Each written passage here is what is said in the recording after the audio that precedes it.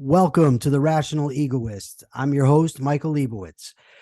With us today is a very interesting story. About a week or so ago, I was scrolling through Facebook, as I do on a daily basis, and I came across a comment from a guy who says he's a Trump supporter, and if people don't like it, they can debate him on it. So I said, well, I would like to have that debate. So I told him, well, I wanted to agree to some facts first, because otherwise you just end up arguing about multiple points, and you never actually get through the discussion. And he agreed to him, and now here he is, and I'm happy to have him here. Rocco Lucente, welcome to the Rational Egoist. Absolutely. Thank you so much for having me on, and I look forward to the discussion. So do I. Okay, so before we get into the Trump stuff, I thought it would be good if we just talked about your political philosophy, what shapes your views. In other words, do you have one overarching standard by which then you judge issues, or do you go issue by issue, or maybe a mix of the two? So what is your political philosophy? Like, if Trump just disappeared today, you'd still have political views. So what are they? Like, you give me a brief synopsis best you can. Absolutely. So I think that there's two important parts of that, which is sort of where I'm coming from and where I am now. And where I'm coming from is that I was frankly a very libertarian Republican. I still consider myself a very libertarian Republican for a large part of my life. I was involved in the Ron Paul 2012 campaign. I supported Rand Paul in 2016. I know that libertarians have more of a mixed opinion on Rand Paul. Most of them, like Ron, more mixed on Rand. But I was involved in both, and definitely was supportive of the ideas of non-interventionism, civil liberties, and economic freedom. I think that certainly economic freedom was probably the primary driver for me during that time. Though, lately, and I would say really since I have become a Christian in the last several years, my political philosophy has really developed more into an individual rights-based Christian perspective, which I would say comes from the scripture. I would argue that the entirety of the Western concept of human rights comes from the scripture. Romans talks of rendering unto Caesar that which is Caesar's and rendering unto God that which is God's. And Galatians tells us to not be burdened by a yoke of slavery as Christ has set us free. I would say that these verses combine to tell us that we are not meant to be servants of man. We are meant to be servants of God, and that we must be ready to reject it when man attempts to turn us into his servant through government. And that such attempts to turn man into servant of another man can only be put forth in defiance of our essential duty as men to serve God. So I believe the government should be as limited as possible and should also be limited exclusively to areas of a moral purview. And this is where I would depart from a lot of libertarians who would say that you cannot legislate morality. I would argue that morality is the only thing that you can legislate, and that what we should avoid is things like attempting to regulate commerce in a utilitarian manner. I remember you saying something, I think it was on your Facebook or maybe on one of your podcasts, about the Laffer curve and how Republicans want to use the Laffer curve to maximize revenue instead of Yes. using. And I agree with the basic point. I do not believe in a utilitarian taxation system, which the primary purpose is simply to increase government revenue. So I think that utilitarian concepts like that should be avoided in government. We should not regulate the employment relationships, the pensions, the healthcare, or the similar free associations between individuals. We should take a moral approach to government and fund only those programs which are deployed in service of combating evil, whether that evil is, people using force against others, or those evils are moral evils that, you and I might disagree a little bit more on, that would be more scripturally based. But I would say that government exists for that sole purpose, to combat evil and to stop those who would deploy it against others. And in an ideal world, in my view, that's the only thing it would do. Okay, so with the individual rights, there's a couple things you said that I want to talk about. You said individual rights. So do you mean individual rights in the Lockean sense of we have the right to life, liberty, and property? What is your understanding of the concept? Well, I would say individual rights in the sense that we all have the God-given rights as a function of being children of the king. And I don't know that, really, I would say that my concept of rights from a philosophical perspective really comes a lot more from Rothbard than anybody else. I think that he really, the Rothbardian, the sort of Misesian approach to these topics informed a lot of my early thinking on this. But really, I think that now it comes down purely to the scripture and not so much to secular philosophers, in my view. And certainly how we can apply those things. I think that, certainly Rothbard is a hero of mine in that regard. And I think that some of the solutions that he would propose and that some of the other philosophers in these schools would propose are good for the problems that man, faces outside of the moral realm. But as far as individual rights is concerned, ultimately it comes from the scripture. It comes from this understanding that we have to render unto Caesar that which is Caesar's and not render unto him that which belongs to God. The moral purview of man is not under government, and certainly not under a government like ours, which explicitly rejects the notion that such moral questions should even be involved in public policy. That is, Okay, so yeah, okay, well, there's sort of there's a contradiction there, and this is it. If the government should not be involved in morality, like you just said, for instance, render unto Caesar that which is Caesar's is in the scripture. There's also in the scripture it says think not of the ways of this world, but focus on the every word that comes out of the mouth of God, something like that. It's a long time since I read it, but basically the focus is the other world. And like you said, the government has no business in the moral purview. So then how could you justify them passing laws dictating morality? By that, by the way, I might be wrong. So let me just say, I take that to mean, like, for instance, premarital sex or homosexual sex or doing drugs, things of that nature. Is that what you mean by passing laws about morality? well, Michael, perhaps I was unclear, and in the process of making my argument, I may have said something incorrect. So let me be clear. I Yeah. believe that government should only have under their purview moral questions.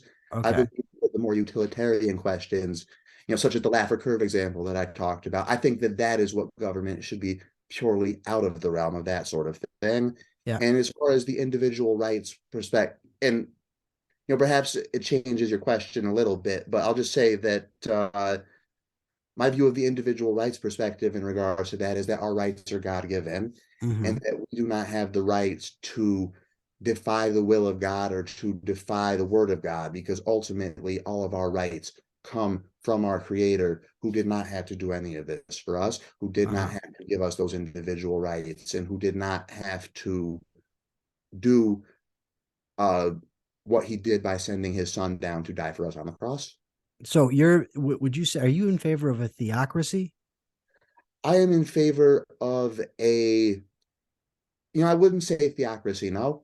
And the reason why is because ultimately we have a constitution which is guaranteed certain mechanisms, and to simply whole cloth get rid of that would be dishonest. And I don't believe in lying. I think that you have to live up to the fundamental promises of your society. The rule of law is fundamental to our society, and to simply upend the rule of law in such a way would be a massive, massive problem. Now, what I would say is that Christianity has a place in public policy, and people who are in public policy, who are people of faith, should not hide their faith, should not use their, this idea of separation of church and state as a reason for believing that their personal morality should be separate from the choices they make in policy. Uh-huh. Okay, so I think I've got it now. You're a constitutionalist. You think that the Constitution is there and we ought to be going by it. That's the supreme law of the land, and that's what the government is there to do, to implement the Constitution and to be restrained by it. So I would say that I think that the Constitution, I'm a constitutionalist in the sense that I believe that rule of law is paramount. The Constitution is the supreme law of the land. Okay. And in order to change the laws that we care more about that might be impacted by some of these constitutional questions, you first must change the Constitution. I believe the fundamental problem with our legal system as it exists is that it is built on a basis of dishonesty. We have all of these court precedents which plainly and simply interpret constitutional law in a way that is absurd. I agree. Interpret clauses, in the right to bear arms. There are no regulatory clauses into the right to bear arms. It's absolute. There are no regulatory clauses into the freedom of speech. It is absolute. But instead of tackling those issues and how they impact public policy in our modern day, the courts have decided to lie about what the Constitution says. Yes. And that's a basis for the entire legal system to be based on lies. And then we wonder why we can't trust the criminal justice system.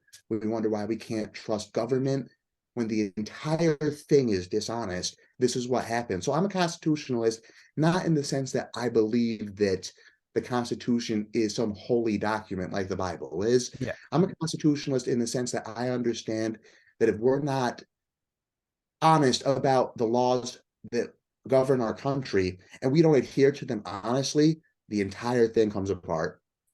I'm with you on that. Okay, so now I think we're in a position where we can get to Trump. So you are a Christian and a constitutionalist. I myself, I think the Constitution is a very flawed document. However, the way to get around that is by changing it through amendment, not to reading my personal opinions into it and making them the law of the land. So I think we're I think together in that. I'm not a Christian, but I find it interesting that as a Christian and a constitutionalist that you would support Donald Trump, because he, to me, clearly is neither a Christian nor a constitutionalist. Now, let me just say, if you're saying by I support Donald Trump that the choices that are before us are so awful from every direction that I have to pick somebody and he seems to be the less of two evils. Well, I mean, I disagree with that approach, but a lot of my friends, that's what they do. And I understand it's a tough situation to be in. You want to be civilly engaged. But the post that you put out there led me to believe that you are an ardent Trump supporter. So are you an ardent Trump supporter, or are you someone that votes for Trump rather because lack of better options? I would say that the answer is both. I am an ardent Trump supporter because in an era of I am 30 years old. In my lifetime leading up to Donald Trump, we have had exclusively on an A through F scale, F grade presidents. And Donald Trump, in my view, was, at least like a C minus or a C, which is not incredible, but it is leaps and bounds in improvement. And he was the first president who actually attempted to do things to make something better, whereas all the other presidents simply served a cabal of elites who did not have my best interests in mind, who did not have the best interests of the people around me in mind, and who allowed communities like mine to die out in the way that they are right now. So I think that I don't know about presidents. I don't like to ascribe motive to them because it's so multi-determined. It's very difficult to tell. But I don't think most liberals, for instance, are like, let's just hurt people and destroy people. I think they believe that the policies that they are supporting and they want enacted are actually going to help people. I think they're mistaken badly. And there might be some dishonesty that's leading to those conclusions. I ultimately don't know. I just know the conclusions are wrong, right? So you said that Trump, you'd give him a C minus compared to who were the other presidents that you're talking about? I'm guessing you mean W and Obama. And also Clinton and Bush, H.W. Bush. H.W. Bush too. Okay. At the very, very end of him. Okay. So what about, you said Donald Trump is trying to do good things. What about his policies make him both that he was able to implement and not implement, right? His philosophy, let's say, makes him superior in your mind to an H.W. Bush, a Clinton, or any of the others you mentioned? Yeah, so I think there's a whole bunch of things, and I'll start with some of the economic issues. The Trump tax cuts, they totaled out over a 10-year period to $2.3 trillion, which was the largest tax cut in American history on a pure dollar by dollar amount. Now, I don't know what the inflation adjusted numbers are, but on a pure dollar by dollar amount, it was the largest in American history. And that is a huge libertarian win. It's a huge win for economic freedom, and it takes more money out of the government, puts it back into the economy. There were 321 deregulatory acts by the Trump administration that the Brookings Institute cataloged, Yeah. which the Trump administration claims cut nearly $200 billion in compliance costs. The American Action Forum put that at more like 110 billion. So those were, again, major savings for real people in the economy who don't have to I think comply. those are good things. I'm with you. Those are good things. I don't disagree. Yeah, and I'll just do a couple more on the economy, and then maybe we can stop on there and just discuss that point. But he, in his first year, cut 3.7 trillion, again over a 10-year period, in domestic spending, the largest such cuts in the modern era. Now, spending hawks will point out, and they're correct, that he put all that back into military spending. I don't agree with that point. So the overall budget in that regard did not go down, but it is true. Hold on a second. Are you saying that he cut spending, or did he cut the growth of spending? Because when politicians talk, they're real slippery. And what they normally mean when they say cut spending is they cut the growth. So if it's supposed to grow by 4%, they cut it to 2%.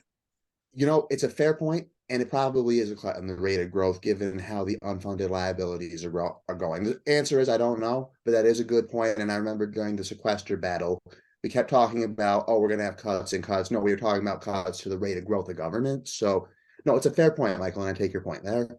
Okay.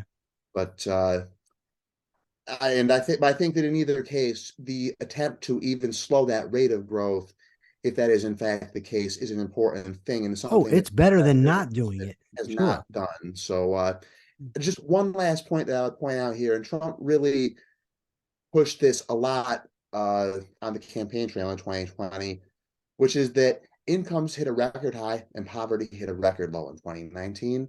And though presidents are not singularly responsible for the economy, it is worth pointing out that the first 3 years of the Trump economy before the COVID pandemic hit were a very, very good time for us in comparison to what we had seen prior under Barack Obama. Now, some would say that that was because we were still living off of some of our largesses, not having addressed some of our fundamental issues with spending and debt. And I would agree with a lot of that. But when we talk about the situation in comparison to prior presidents, Yep. first time that things were actually starting to get better. The first 3 years of Obama, we had $1 trillion deficits. The first 3 years of Trump, he kept it under $1 trillion. Now he's still way too high, but kept it under $1 trillion. He still spent way too much. Way too much. Now, okay. So the first thing, under Clinton, the economy grew at 4%. Under Trump, it grew at 2.5%. I'm not a fan of Clinton. I don't think he had good policies. Like you said, the president isn't the sole person responsible for the way an economy goes. But nonetheless, people do tend to rate it that way. And if we're going to say it about Trump, well, it grew, then you have to do it for Clinton. So Clinton had far more robust growth than Trump did. The last 3 months of Obama's tenure, the economy grew at 2.3%. Over Trump's first 3 years, it grew at 2.5%. It's hardly a large improvement. The economy was already heading in that direction. Unemployment fell faster under Obama after the recession, but he inherited the recession. You can't blame that on him any more than you could blame COVID on Trump. Unemployment rate fell faster under Obama than it did under Trump. And the bottom line is, when it comes to deficits, whether it's domestic spending or spending on the military, he's still vastly, he still kept spending money and beyond what was being taken in. I support the tax cuts. I support the deregulation. But the problem is, you have to ask, is that offset by the other things he's doing? He refused to touch entitlements. And if you're not going to touch entitlements, you're not going to do anything to the deficit, right? Oh. The tariffs, first of all, the idea that the importing country that we're trading with pays the tariffs is false. The people that pay the tariffs are the businesses that are buying the products. These are American companies. If they have to pay a tariff on those products, what ends up happening is domestic prices rise with those products. So it's American citizens that ultimately are paying more money. If you've got yourself 10 economists, I'd be shocked if one of them was in favor of tariffs. They're almost universal in recognizing that tariffs are a bad idea, free trade is a good idea, that it enriches both nations. This goes back to 1776 with Adam Smith, when he demolished the idea of what at the time it was called mercantilism, right? So briefly, and you may know this, but for anybody in the audience who doesn't, mercantilists believed that the wealth of a country was determined by the amount of gold that they had in the country, not goods and services. So if you're getting imports, gold is flowing out of the country, goods and services flowing in, the gold leaving makes them poor. Of course, gold is just a means of exchange, just like money is.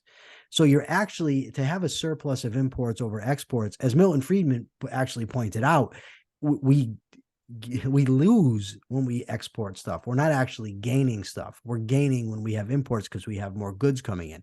So he's fundamentally wrong about the economic effects of tariffs. And beyond that, they're a violation of the very rights that you were talking about before, because you're initiating force against people who have not started it against you. You're forcing people to do things that you want them to do. Now, all politicians do that. Don't get me wrong. I'm not all, I shouldn't say all, most do that. So he's not unique. All I'm saying is that what boggles my mind is the sort of devotion that people have to him. And by the way, as we talked about, his tariffs, they didn't give us a balance of payments. The trade deficit grew under Trump all 4 years. So the tariffs didn't even achieve the results that he said they were going to achieve. So on the economy, sure, the deregulation and the tax cuts are great, but are they offset by the deficit spending and the tariffs he put on the economy? And plus the, threatening businesses, telling businesses, you better not fire people, or I'm going to put tariffs on the products you're buying, or putting pressure on the Federal Reserve to keep interest rates low, which puts more money in the economy, leading to inflation. So I'm kind of thinking that it's maybe a wash, and maybe worse than a wash, because he's not advocating capitalism, but some people think he is.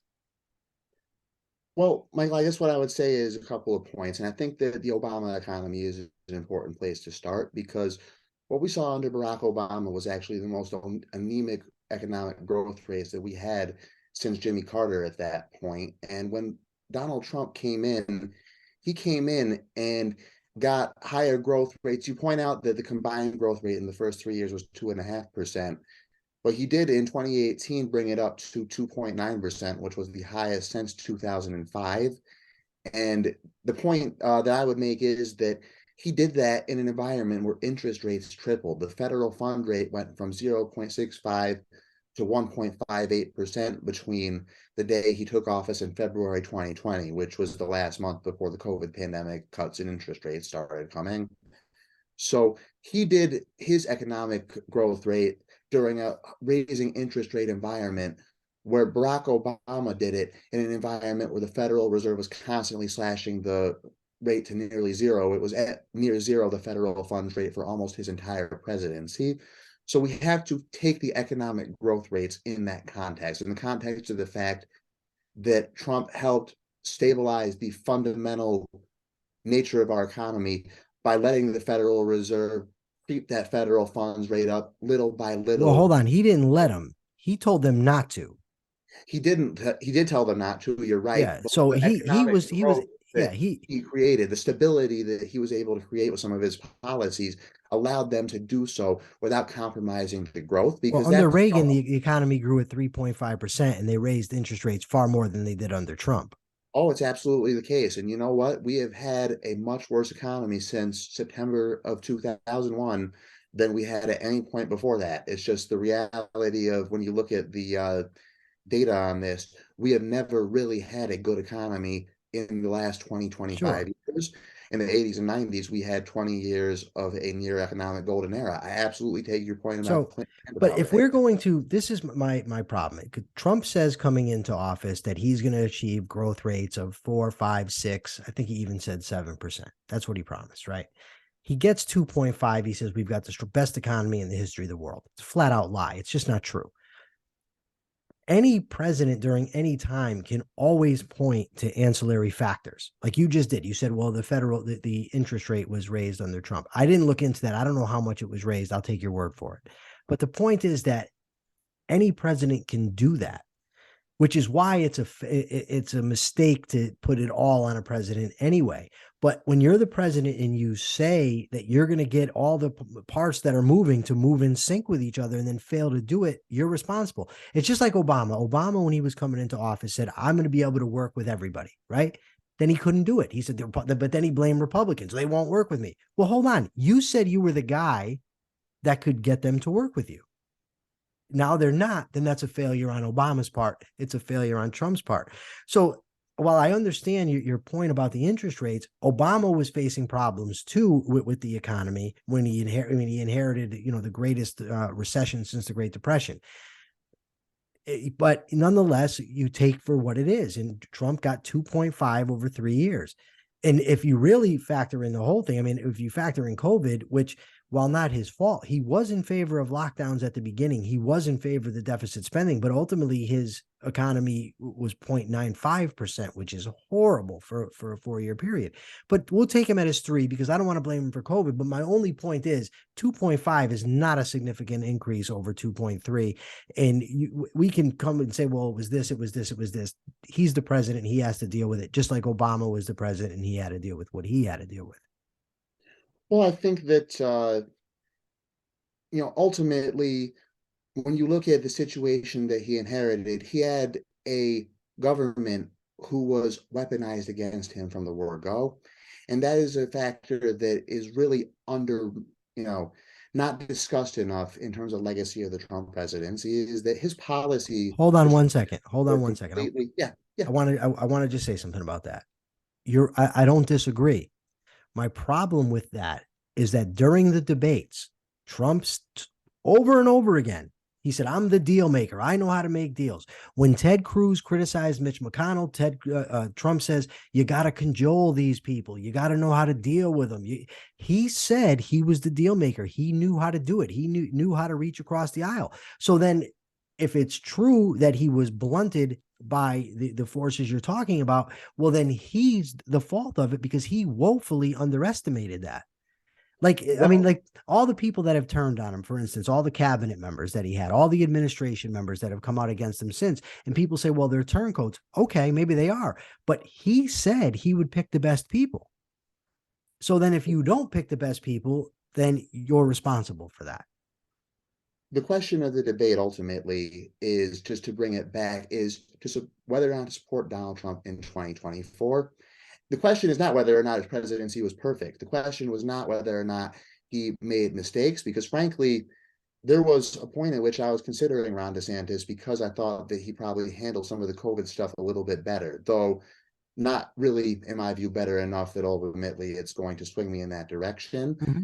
But I think that we have to remember that ultimately it is a collection of choices, and the other people like Barack Obama who were in government who did not face these sorts of issues, that was because they were a part of the system that is weaponized against us. Donald Trump is the first person to ever not be a part of that system. So he ran into unprecedented opposition. He ran into 2 impeachments. He ran into being the first former president ever to be arrested. That's not true. Essentially, that's not true. Charges. That's not true. Arrested before. Ulysses S. Grant was arrested while he was president. And Nixon would have been arrested if he weren't pardoned by Ford. They were coming to get him. And plenty of politicians have been arrested. I know they're not presidents, but I'm just saying. Yeah, but Grant was arrested for being drunk on a horse, wasn't he? Still arrested. You said they've never been arrested.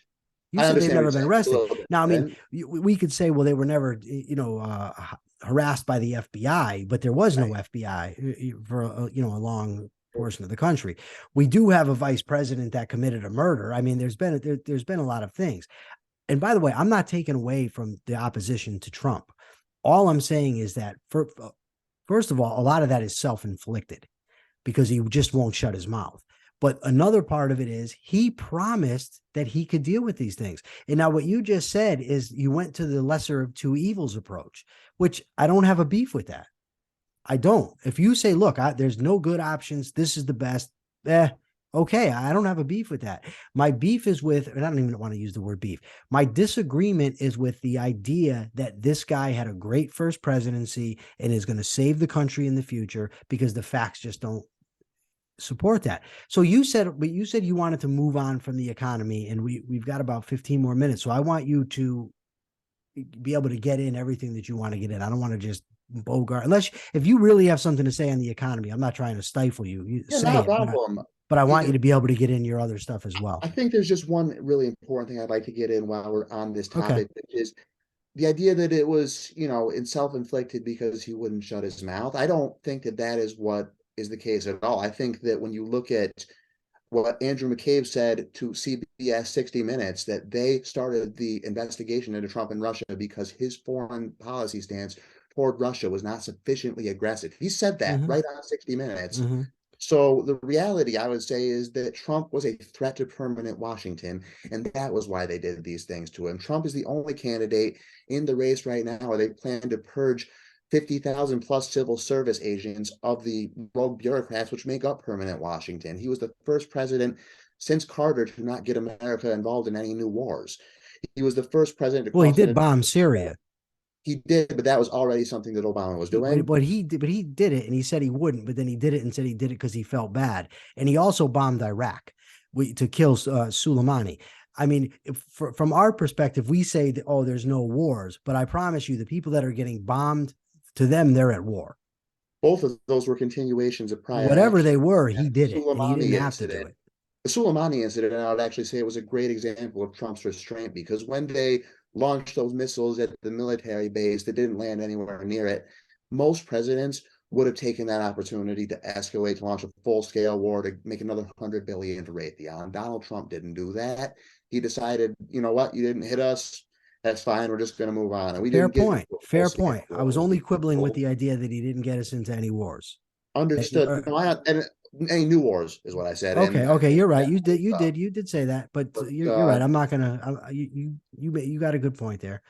Okay, so, but dude, when I was saying, but just to let you tell you what I was talking, type of thing I was talking about during the campaign, he says, "Thank you, WikiLeaks. I love WikiLeaks. They released this in it, and then he says, Russia, if you have any more information on Hillary, go get it. they should That's have the type pardoned of Assange.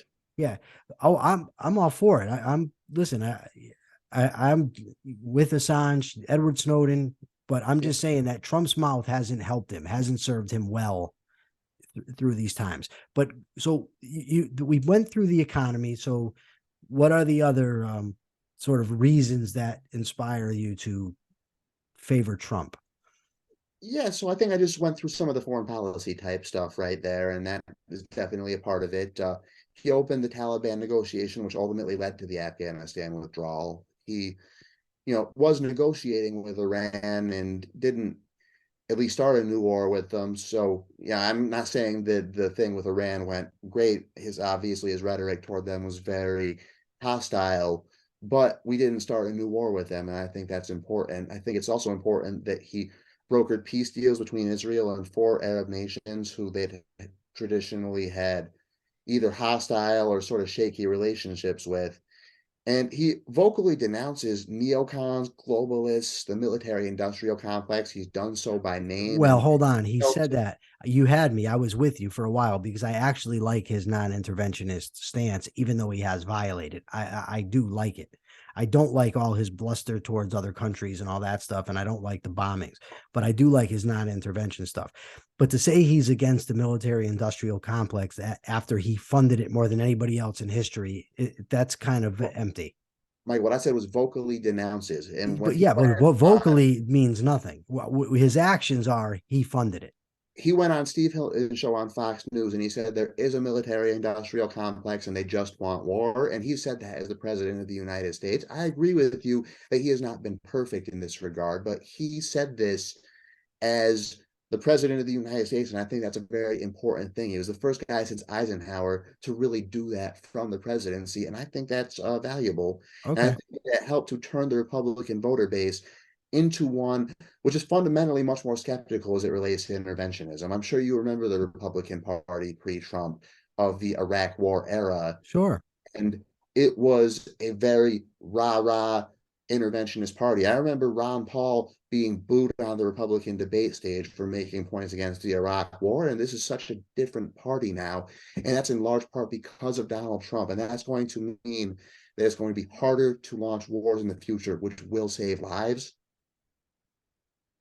And there's just two more points on social issues that I would make. Number one, I could not, as a Christian, not mention Roe versus Wade. Okay. Appointing justices who overturned Roe v. Wade. I'm sure that I need say no more, right? Just from my perspective. So I'll move on from I like there. him on the listen. I like him on the judges. I'm Yeah. not. You won't get an argument with me on that. And I know that you'll be with me then on the New York concealed carry law, which the Right. judges struck Yeah, down. three areas I agree with him on that I think he did a good job. Taxes, deregulation, judges. You're not going to get a beef with me about those things.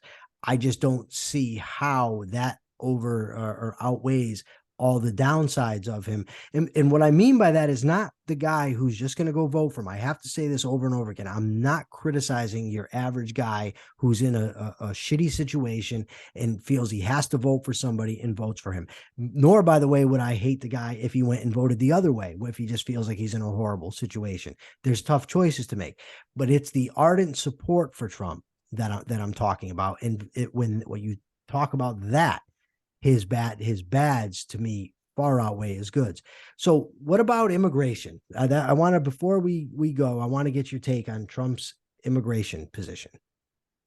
Well, I believe that immigration is something that needs to be more regulated and curbed, and that, frankly, the Democratic Party is using immigration, if you look at the opinion polling, as a mechanism for bringing more voters of their party into the country. And I don't believe that immigration is a bad thing. My girlfriend is from Nigeria. She immigrated here 7 months ago. I'm not anti-immigration.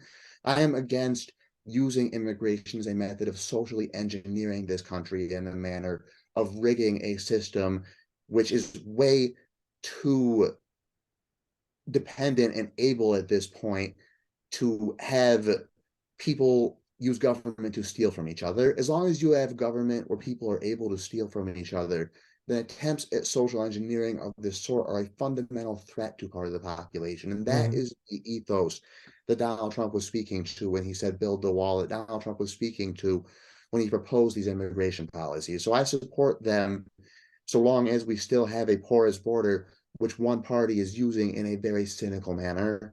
Okay, so two things. One, I agree that what the Democrats do or what anybody does to I'm opposed to social welfare programs, period, whether they be for citizens or non-citizens. So they ought not to be able to cross the border and be given social welfare, right? But here's the thing, as a constitutionalist, I challenge you. Show me where in the federal constitution the federal government is authorized to pass laws to keep people out of the country. Where are they authorized to be involved in immigration at all? Congressional power is Article 1, Section 8. Nowhere in there is there a power granted to them to pass immigration laws. If you read the Constitutional Convention debates, they weren't talking about keeping people out of the country. One guy, I think, brought it up, and when he did, he was chastised vehemently by his compatriots. So, and beside that, the history of the country is letting immigrants in. We didn't really get robust immigration laws till much later on. And I just had Richard Epstein on the other day, who believes in a prescriptive constitution, which means that it can change over time. I don't believe that, but he conceded to me that under an originalist perspective, which I assume that that's where you are, that's what the Trump appointees say they are, Congress has no business passing immigration laws. That's not to say that they're not. I'm not debating the efficacy of the laws or the desirability of them. None of that. What I'm saying is the Constitution doesn't allow it. Well, what I would say is that naturalization law gives Congress the power to regulate what makes one a citizen or not. That's true. That's true. But it doesn't give them the right to keep people out of the country. That's true. It gives them power to decide who's a citizen. Well, I think this is yet another case where we had run into this problem that has been, going back to Marbury versus Madison that I referenced at the beginning of the conversation, which is that rather than taking an honest look at constitutional law and changing things accordingly, our courts have decided to interpret things into the meaning of the Constitution that aren't in fact there. So, I Yes. believe And certainly immigration laws are one of them. why, but naturalization and citizenship law is not one That's of them. true. And They have if the we right to. didn't have those problems with the naturalization and citizenship issues, the voting things that I'm talking about wouldn't be present. Well, then I'm not making an economic argument here. no, I'm no, no, making no. I a wasn't. I don't think you citizenship are. But naturalization argument. but both parties, the Republicans more so than Democrats, but both parties and Trump extremely want to keep illegal immigrants from coming across that border. And all I'm saying is they have no authority granted them by the Constitution to do so. They have a power over naturalization. The founders knew that they wanted people to come here. So they were not going to put in a document to restrict people coming in, but they gave them the power over naturalization because they were afraid that foreign agents would run for elective office. Right. That they would come here, be given citizenship, run for elective office, and then infiltrate. So they do have the power over naturalization, but not over immigration. So as a strict constitutionalist, you ought not support Trump on that. Well, what I support is the reality of the situation, which is that the immigration system is being used and weaponized against one part of the country in order to drown out our voices. And at this point in America, where government is being weaponized against us like never before, though I believe in rule of law, though I believe in the Constitution is also not a suicide pact when the social compact has been fundamentally broken. So as long as we are in this system, that's a slippery slope. It is a slippery slope because anybody can say that. Anyone can say that. We are in the slippery slope on the other end, where the Republicans will cling to, some interpretation of the 12th Amendment in order to justify not challenging the election, while the Democrats will take every single thing that they can in terms of ballot access things, in terms of drop boxes, in terms of mail-in voting, to justify essentially cheating their way to winning an election. And yes, I have a question for you about that before we go. Not about the election, about what you just said. Yeah. My personal belief, and I believe it strongly, is that the way to combat the type of stuff you're talking about is with truth. Yeah, I agree. That you tell the truth, that you stick to the truth with a rock solid integrity that is unbreakable. Absolutely. That's the way to win. Not by compromising your principles, not by turning away from the Constitution and saying, well, the other party does it too.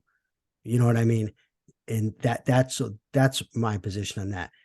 Rocco, I just want to thank you. You've been a wonderful guest. You've been an absolute gentleman, very respectful. It's been a great discussion with you. I'm happy I took you up on your challenge because I think it's been a very nice discussion. And I'll see you on Facebook. For now, this is the Rational Egoist. Remember, like, share, subscribe, and hopefully I'll see you next time.